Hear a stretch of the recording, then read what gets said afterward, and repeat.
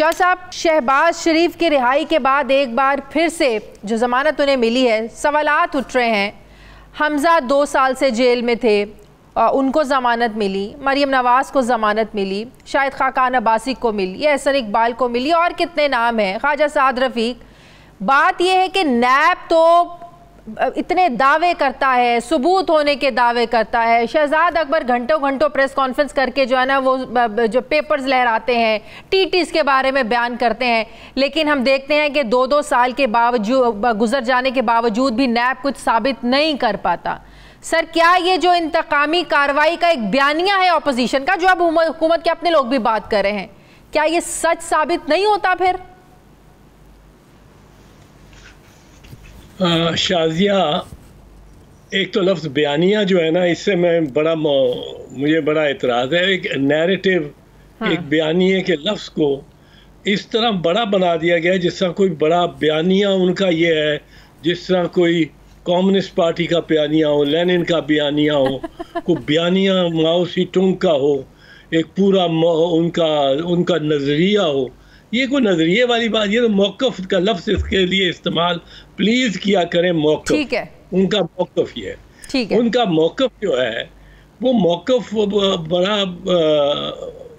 मतलब अगर ये देखा जाए कि उसको ज़मानत मिल गई, उसको ज़मानत मिल गई, और मौक़िफ़ ये है कि नैब एक नाकाम और पॉलिटिकल इंजीनियरिंग जो वर्ड इस्तेमाल किया जाता है का इदारा है, तो इस हद तक ये कहा जा सकता है कि उसमें एक कोताही, उसमें एक कमी सलाहियत की पाई जाती है।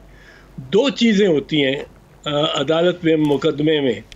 एक चीज़ है, उसको कहते हैं इन्वेस्टिगेशन, तफ्तीश। हाँ। तफ्तीश में काम है आपका जो जितना भी जितना सबूत और शहादतें हैं उनको जमा करना, ये तफ्तीश है। सही। और दूसरा होता है प्रोसिक्यूशन।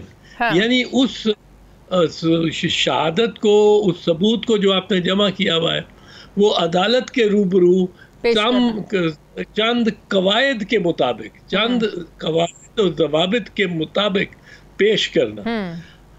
इसमें स्लो है, इसमें नाकाम है जो नैब है। वरना इन्होंने जो टीटीओ वाला इनका केसेस जमा कर रखे हैं, जो मतलब है टेलीविज़न प्रोग्रामों में भी आते रहते हैं, हमें दिखाई जाते रहे, उनमें तो इनके पास रास्ता ही कोई नहीं है। एक ये साबित हो कि 20 मरतबा बड़ी रकम, कोई 70 करोड़, कोई 78 करोड़, कोई 50 करोड़, कोई 1 अरब, वो सर्कुलर रोड ब्रांच की ब्रांच से कैश में जमा हुई है, कैश में वहाँ काउंट हुई है, कैश में जमा हुई है, और जमा हो के एक अकाउंट में वो लंदन भेज दी गई है। और लंदन में वो जब 78 करोड़ पहुँचा है तो 5 मिनट के अंदर उन्होंने हिसाब लगाया कि 78 करोड़ के कितने स्टर्लिंग और कितने पाउंड बनते हैं। हाँ। और वो 5 मिनट बाद वही 78 करोड़ एक मॉडल टाउन की ब्रांच में आ गया है, जो फ़र्ज़ कीजिए सलमान शहबाज के नाम है, और वहाँ से फिर उसमें 78 करोड़ की बांट हो रही है। तो मरियम को भी पैसे जा रहे हैं, शहबाज को भी जा रहे हैं, हमजा को भी जा रहे हैं, मियाँ साहब को भी जा रहे हैं। अब फ़र्ज़ करो ये साबित हो, और फ़र्ज़ करो ये साबित हो कि ये 50 मरतबा ये इसी तरह हुआ है, तो आप कहाँ उसमें सबूत की मज़ीद ज़रूरत क्या है, जब तक ये नहीं दिखाते। हाँ। कि ये मनी ट्रेन पैसा इन्होंने बनाया कैसे। हाँ। वो प्रोसिक्यूशन के पास बहुत मवाद है, प्रोसिक्यूशन के पास सलाहियत नहीं है। तो फिर कमी किस चीज़ की है? सलाहियत की है। नैब कमज़ोर केस बनाती है, मजबूत केसेस नहीं बना पाती है। तो सर फिर ये हमारे सिस्टम की कमज़ोरी हुई ना, फिर तो अदालतों ने तो सबूतों के बिना पर चलना है। सिस्टम की भी कमज़ोरी है और भी कमज़ोरी है। आपने कभी सुना है, मैंने तो नहीं सुना कि कहा जाए कि जी आप मुल्ज़िम को गिरफ्तार करने से पहले 10 दिन का नोटिस देंगे। हाँ, हाँ, हाँ। वो मुल्ज़िम आपके काबू में कहाँ रहेगा। हाँ। या रहेगी। ये 10 दिन का नोटिस, आपने फैसला कर लिया आज कि ये मुल्ज़िम के खिलाफ हमारे पास पूरा मटीरियल आ गया है, अब इसको गिरफ्तार करना है। हाँ। और अदालत की आपने 10 दिन का मुल्जिम को नोटिस देना है गिरफ्तारी से पहले। ये सिर्फ शरीफ, ये एक शरीफ खानदान के लिए बड़ी राहत है। ये सारे उनके निकले हुए यहाँ से जो अदालतें आज़ाद हैं, अदालतें आज़ाद हैं, प्रेशर किसी का नहीं है, तो कोई ख़ास फेवर फिर कैसे दी जा सकती है, कैसे झुकाव हो सकता है शरीफ खानदान की तरफ? मैं नहीं कहता हूँ फेवर है, चले मैं नहीं कहता हूँ। हाँ। मुझे 4 केस दिखा दें जमानत के, जमानतें रोज पाकिस्तान में, रोजाना पाकिस्तान में कोई 10,000 जमानतें मुल्जिमों की हो रही होंगी। वो सारे कैद तो गिरफ्तार तो नहीं रहते, इतनी जेलों में जगह ही नहीं, तो जमानतें 8-10 हजार रोजाना मुल्जिमान की हो रही होंगी। हाँ। मुझे 10 केस दिखा दें जिसमें कहा गया हो कि ये मुल्जिम को रिहा करने से पहले, हाँ, इसको जरा बता देना कि हमारे यहाँ तुम्हारे घर 20 तारीख को गिरफ्तार। अच्छा, अदालत ने आज ये भी कहा कि एफबीआर में असासों की तफसीलात जमा कराएगी। एफबीआर ने भाई क्यों नहीं पूछा कि जायदाद आमदन से ज्यादा है? अगर एफबीआर के दायरे इख्तियार में आता है फिर नैब की इंक्वायरी कर है। देखिए, प्रोसेस तो फिर एफबीआर से शुरू होना चाहिए ना, पूछगछ तो वहां से होनी चाहिए। एफबीआर इस पर फिर एतराज क्यों नहीं उठा रहा? एक इदारा एतराज उठाता है, दूसरा पूछता ही नहीं है। एफबीआर के ऊपर अफसर कौन है? एफसीआर के चेयरमैन को लगाया किसने है? वजीर आजम नवाज शरीफ ने। वो उस जमाने के केसेस हैं जब ये उनके मालिक थे, उनके सर पे बैठे हुए थे। इसमें क्या तअज्जुब की बात है कि एफबीआर को बिल्कुल साथ जिम्मेदार होकर जिम्मेदारी उस पर लगा के पकड़ना चाहिए, पर बिल्कुल करना चाहिए। एफबीआर की ये जिम्मेदारी है, पर एफबीआर के बारे में कि क्यों नहीं किया जब आप पूछती हैं, तो मैं उसका सिंपल जवाब देता हूँ, इसलिए कि वजीर आजम उस वक्त, जिस वक्त ये केस है, उसी वक्त ये रिश्वत या कमीशन का केस बन सकता है ना। जब वो वजीर आजम थे तो वो वजीर आजम थे, एफबीआर का चेयरमैन कहाँ उनको पूछता?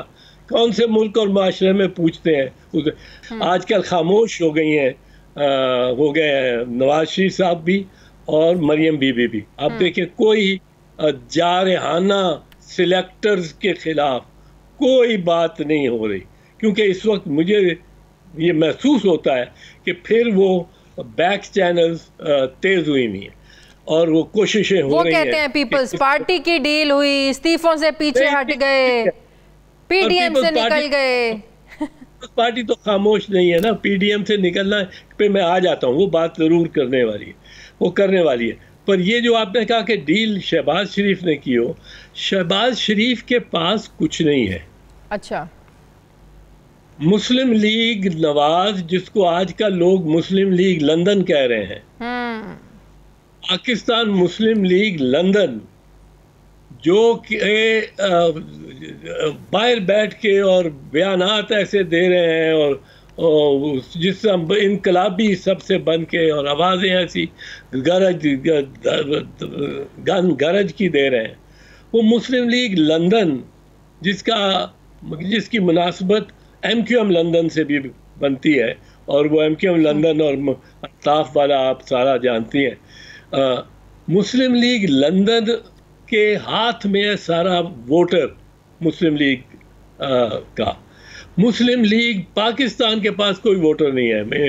आपने तो आज एक वाज़े तकसीम कर दी है, मुस्लिम लीग पाकिस्तान और मुस्लिम लीग लंदन, जैसे MQM पाकिस्तान और MQM लंदन। जय साहब, आप बड़ी ब्राइट हो, बड़ी रहीन हो, मैं समझ गया, बहुत सही।